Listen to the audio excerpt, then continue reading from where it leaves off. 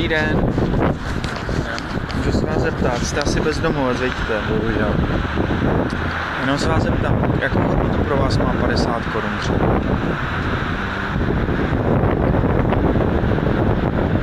Furt lepší než nic.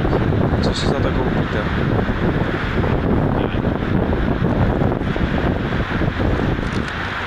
A kde teď spíte, jestli se můžu zeptat? Bohužel nikde. Nikde, takže cestujete. A pomůže vám pajska? Nekoupíte si za ní chlast nějaký? A já alkohol nepiju. Nepijete vůbec? Tak já vám dám pajsku, hleďte. Děkuji moc. Máte záč. Sorry. Ať se daří. Děkuji. A jak dlouho jste na ulici? Asi půl roku.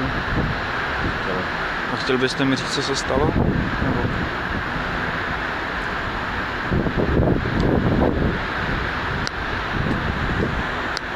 Byl jsem v děcáku, pak mě pustili, byl jsem pár dní matky, že to mě pak vyhodila. A v té době tak nějak stále. Takže půl roku bojujete. Tak jo, helejte. Tak ať se vám hodně daří. Ať vám ta pajska pomůže aspoň trošku. Mějte se hezky zatím.